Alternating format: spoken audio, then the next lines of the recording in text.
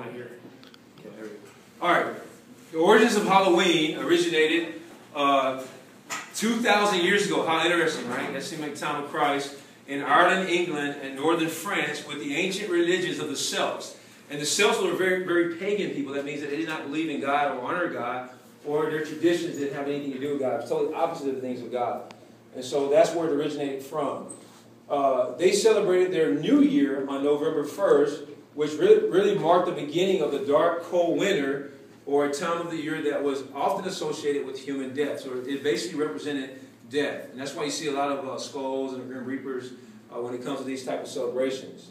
Okay, it's pronounced Samhain, okay, or Samhain is the way it looks, but it's pronounced Samhain.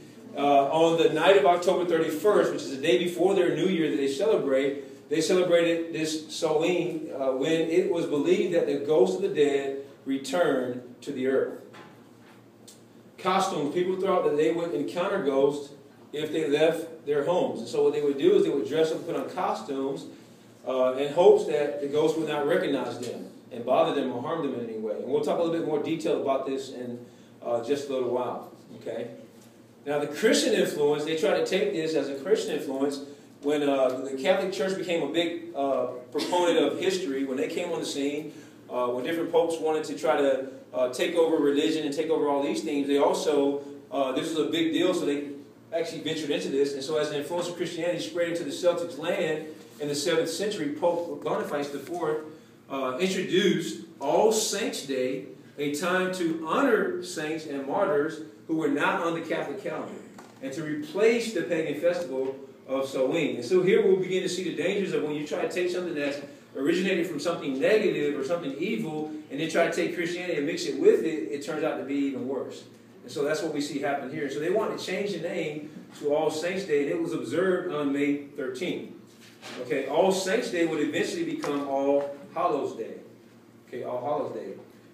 Then in 834, Pope Gregory III moved All Saints' Day from May 13th to November 1st. So we see them becoming closer and closer united to this, this celebration. And then on October 31st, thus became All Hallows' Eve, or the Eve of All Saints' Day. And so this was soon shortened to what we call, or know as today has been called Halloween. Halloween. All Souls' Day was November 2nd, after All Saints' Day or All Souls' Day. Called All Souls' Day is a day set apart for the Roman Catholic Church for the commemoration of the dead. And so a lot of times they would make up grave sites, and they would go visit those people. They would take them food and gifts and things of that nature to remember those people who had died.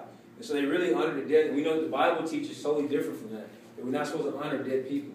Okay? Now it's okay to visit a grave site. I'm not saying that's wrong to remember people, but we're not supposed to just honor them as though they're still living on this side of eternity. They've gone from this side of eternity to the other side, which is even having their health. Okay? And so trick-or-treating began with the poor in the 15th century.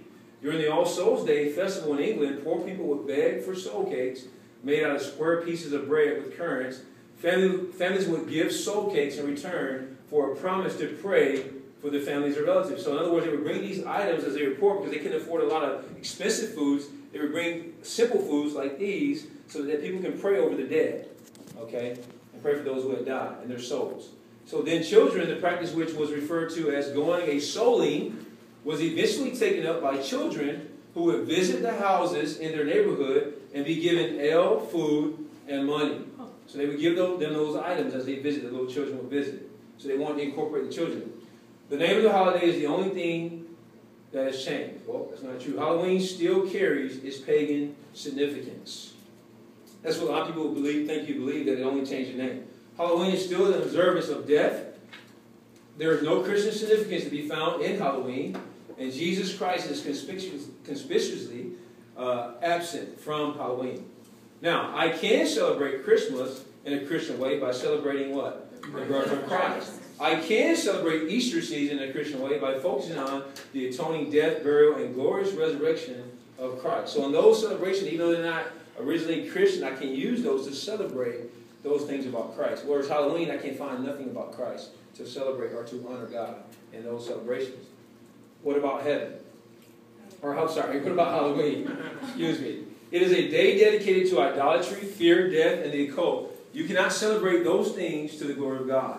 The Bible tells us, whether therefore you eat or drink or whatsoever you do, do all to the glory of God. Today, children still go from house to house, but instead of ale, food, and money, they get candy. What is your perspective on Halloween? John MacArthur was asked this question, and he answered this way in a newsletter. He said this: first of all, dressing up like witches, ghosts, or godlings is incompatible with Christian testimony. Furthermore, many of the customs of Halloween are associated with the worst kinds of pagan beliefs and ceremonies. They are usually sinister things such as demons, witchcraft, and superstition. If we as Christian parents simply disregard the unchristian aspects of such practices as mere fantasy or superstition, and then encourage our children to participate in them, we run the risk of communicating the message that the spiritual battle waged by the rulers of darkness is not to be taken seriously. And the Bible says there is a spiritual battle going on in our world between good and evil, between souls and lives are at stake in eternity. With the Irish immigration, and this is real big because the Irish immigrated into our country back in 1848. Millions of Irish immigrants poured into the Americas as a result of what we call the potato famine. And so they brought with them the traditions of Halloween. And so they were originated with the Celts and all those kind of people, their heritage. And so they brought those traditions.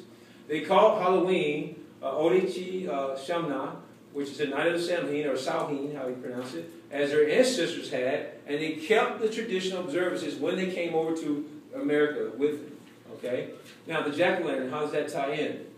The Irish used to carry turnips with candles in them to light their way at night and to scare away ghosts. But when they came to America, they found that the pumpkins were both plentiful and easier to carve than turnips. And that's how pumpkins became on the scene. Okay? Now, jack-o'-lanterns are used for decorating people's homes. As we go through Halloween, we see that all the time. They set them outside. And so people have recently started carving less traditional jack-o'-lanterns. And so they not only carved a hole in it, put candles in it, but now we see all kinds of designs and decoration. And they make all these festivities out of it. Okay? What is the origin and significance of the jack-o'-lantern? Well, according to the encyclopedia, the apparently harmless, lighted pumpkin face of jack-o'-lanterns is an ancient symbol of damned souls. One article I was reading said that pumpkins and turnips were for much the same reason that costumes were used at one time. Superstitious people hollowed out the turnips or pumpkins, placing candles inside to scare away evil spirits away from their houses. Another book I read said this, that the candlelit pumpkin or skull served as a beacon for the Sabbath and as a signal to mark those farms and homes that were sympathetic to the Satanists and thus deserving of mercy when the terror of night began. In other words, I certainly am not sympathetic to the things of Satan. And to have those out represent that you are sensitive to his ways. And so then why display a jack-o'-lantern in our home? Okay? Today people go to parties, take their kids trick-or-treating, eat lots of candy. That's okay, right? And if you don't give people candy, a lot of things can happen like this. Okay? So there's a lot of negative things that happen. There's kids that, we had a member, I can't tell you who this person is, but we had a person that I knew personally that attended our church. And this is a true story. There's a young man who was very suicidal. And all the people at the hospital knew who he was. He had a drinking problem. And he